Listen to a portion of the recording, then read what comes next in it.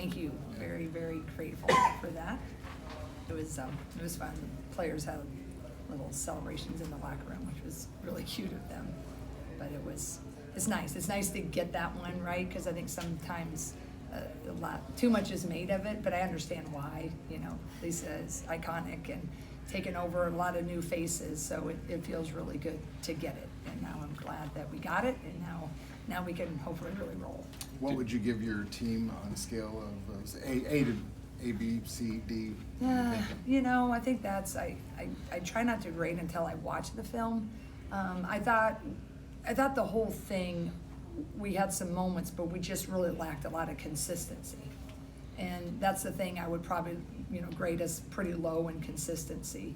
I think when we were working on the actions within our offense, we had too many one-pass shots.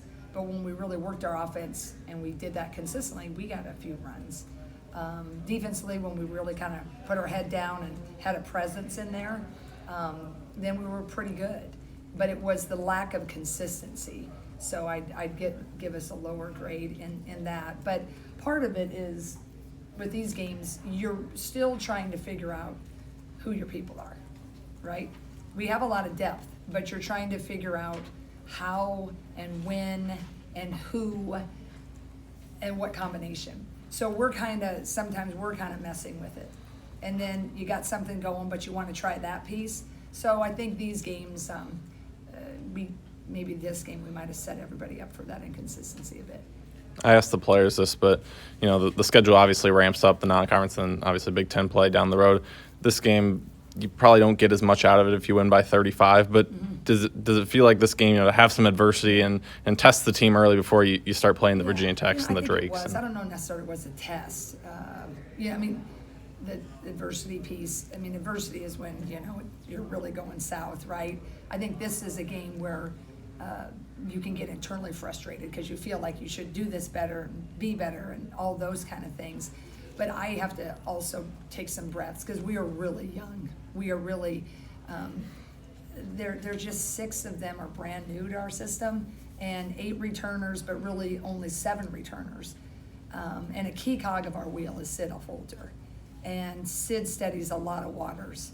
And so when I'm in the game and I'm thinking, wow, we need to stretch it, it needs to be bigger, then when I put my, hat of improvement on, it's probably going to look like that a little bit at times. But our schedule is very ambitious. And, it's probably good that this game still afforded us to not look so great at times. And then we look decent in a couple minutes and then combo people. Because when Sunday hits, boy, it takes on a whole new feel. Speaking of Sid, I know you're saying that you're hoping that she gets some minutes today. Yeah. Where does she stand for Sunday? I think it's the same. I was a little hopeful when I had our press conference with you guys, but there's one thing to swim and one thing to run on those treadmills or suspension, and a whole nother thing to close out and defensive slide and turn on a dime. So we want to be slow and cautious. So we decided we would just kind of hold her a little bit, and we'll see. I don't want. The most important thing we do is in the Big Ten, and the Big Ten season, and I want to make sure that we don't, put her in a position where we play a couple and then we sit out a couple of games, play a couple, and then you're continually to, it's like an accordion and can't ever get traction. So we're going to err on caution. Speaking of injuries, saw Hannah go to the tunnel, obviously came back for the second half, so I'm assuming she's okay? Yeah, I think it was just, I don't even know what happened. I just know I saw her on the floor, my heart dropped for a sec, but then Raina told me she's good, and I think they just maybe adjusted to, I think it was an ankle, but I think she's good, yeah. Jen, you guys, just looking preseason, you guys have a lot of balance on this team. Despite all the new faces, we knew that freshmen were going to get minutes. I guess how satisfying was it that, Taylor Stremlow went in there, provided a boost? You had a mix of veterans. I think Addie O'Grady had back-to-back baskets. Lucy took over third quarter. Just that balance and having those young players understand what you guys need at a certain time this early. I guess how rare is that and how good is that to see? We have a really good freshman class, and Taylor Stremlow she's gutty. Taylor Stremlow has that feel, right? I think Lucy said that pretty well. Taylor is a rare freshman that plays without fear. You know, she don't make a pass, and she's not worried. She didn't look over right away and like, am I going to come out? She's going to make the pass because she thought it was a good pass. It might be a terrible pass, but she's going to make it, you know? And I think that's what's fun because she is crafty, she's smart, and she's a competitor. So she's got some, the intangibles she's mature in. She's still a freshman in some of the decisions, but I'll take that any day. And I love what I'm seeing out of Taylor Strimlow. And she'll play 40 minutes if you need her to. She'll play 0, and she'll be the same kid. And I think, you know, I love what I saw out of her tonight. And I think her mixing in with the upperclassmen has been a really good thing ever since she got here in June. I think it was less than 5 minutes in, you had 3 freshmen on the floor, and Tegan, Ava, and Taylor. How much are all 3 of them really just embracing getting thrown to the fire and the opportunity that is there for all of them? I feel like they definitely are. I think Tegan and Taylor are really doing just a great job at coming in their moments, and they're feeling it, and they're kind of just going with it. Ava is processing a lot, and with freshmen and bigs sometimes, you know, the game goes really fast. And what they could do in high school and what they were required to do, it is nothing on the inside. And they don't know if they should foul. Are they fouling if they post up too hard? They bury someone and they're out of position. It just takes a little bit of time. And I think you'll continue to see Ava, you know, climb. But the bigs are an interesting sort, right? They've had so much thrown at them in high school, and then they come here and it's a whole different ball game. I can't explain that to you, but bigs have a lot of different processing to do. Bigs don't play pickup with the same intensity that the guards do. And then when you get here, it goes fast for all the freshmen, but it really is a faster game for bigs. So you're going to see Ava Hayden really, really shine, but it's going to take a little time. I know the film will reveal more for the defensive side of things, but it seemed like you guys got your hands on a fair share of some passes and things like that, but also gave up some 3-pointers. Just kind of curious to what your thoughts were from the defensive side. Well, I think number one, what is clear, and I've tried to tell the team, is, you know, last year and 2 years ago, you're getting everybody's best shot. This program will continue to get everybody's best shot. Because can I just give a shout out to our crowd again? The sellout, but people showing up for the non-conference games, not just waiting for the big one, just a great percentage of people here, right? And so you're going to get everybody's best shooting night. And if you're not bringing the presence consistently and you let them get on a roll, it's very cool for them to play in this environment if they're a competitor. So Northern Illinois, their coach is a friend of mine, and she's great. The two Iowans on that team I really like, Reagan Barkema and Sid McCrae, right down the road. I think the world of those two kids, and they came in and they shot, I think, out of respect, right? So you have that, number one. Anytime home area kids come back to your arena, you better be ready. So they did their jobs. It was that mixed bag of consistency. I liked the hands we got on things, but I didn't like our help side positioning. And then we would be too helpful when we didn't need it on a drive, and you'd let a wide open Sid McCrae. So again, I'd like to think that's youth a little bit, even though some of our veterans could make those mistakes. But I just think, again, it's got to be time and film and time until we really get it in our heads how important it is to stay true to positioning.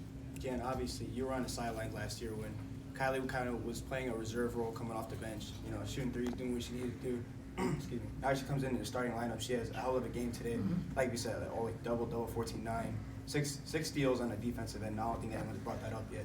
What have you seen from her that she's done in the offseason or just early on in camp to really improve on her game this year? That's, I think, every coach, when a kid stays true to the progression, right, the process, and is biding their time. And then when they get their moment, all the work they've done in the dark, all the work they've done to prepare a Gabby, to prepare a Gabby Marshall from last year, a Kate Martin, a Caitlin Clark, and they were there and part of it, but in the shadows. And then when they get their moment, I mean, it kind of makes me choke up.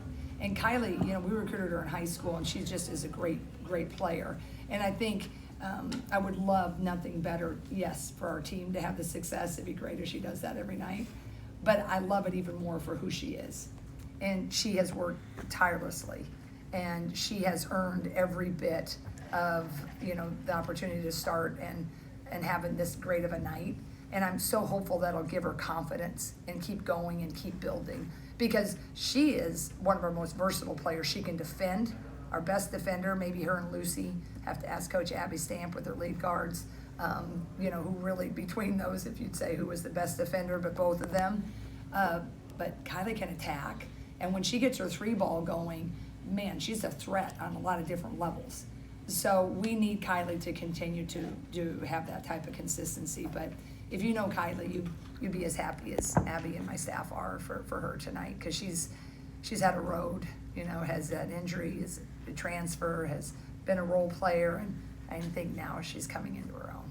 Coach, I guess kind of that's a lot of great stuff about Kylie. I guess kind of adding on to that, she was your second most played player tonight, and she's kind of come a long way to be here. It feels like last year, obviously, a lot of eyes were on Caitlin. Prior to the season, a lot of eyes were on Lucy.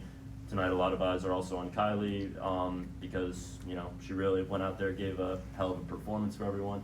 So I guess what is kind of like your role in her kind of reaching that potential, and what do you think is something that the team or the program has done to prepare for events like tonight? Because hopefully tonight's not going to be the last time we see that Kylie Fearbach. You know, I think just, I mean, the trick with coaching is, you know, every coach wants to, or every player wants to be believed in, right? And, you know, you probably have in every team in America, the top 5 they feel believed in, right? Maybe the 2 that come off the bench. But I think that's the trick, is to make sure that your roster knows that when they get in, that you do believe in you. I do believe in you, but I also believe that the person starting at this point is just a little bit, you know, better. It makes it flow better, right? So I think with Kylie, I think she's felt that belief and has stayed steady. I think continuing is just putting Kylie in that position of knowing that, you know, she's a steady go-to player, right? And I think when that clicks in her head, I'd like to think we'll see a lot more consistency. But I think that'll happen as this team continues to grow up together. You know, Lucy is, I hope we're seeing the tip of her iceberg too. You know, Lucy, I mean, you're transferring in, and then you're coming in and you're trying to learn what we want her to do, and by the way, lead as a point guard that's been here for 4 years, right? And she's really doing a really good job, and she's so selfless. Like, you see her kind of like hesitate, and should I shoot it, should I not shoot it? And, you know, she's, we're trying to encourage her just to lean in, right? Go with your gut. And I think when they all start to learn how to play together, and that chemistry builds within them, I think we'll start to see a few more of those moments when it was passed around the horn tonight, or we penetrated and we passed and we finished. And I think that's, you know, what we've seen a lot in the last decade of our program. But said before, this offense it's kind of like a fine wine. It takes time. It takes you know, development. The longer you can do it, you usually look a little better. So we got to find that formula, our staff does, to get us where we'd like to be in a really quick amount of time.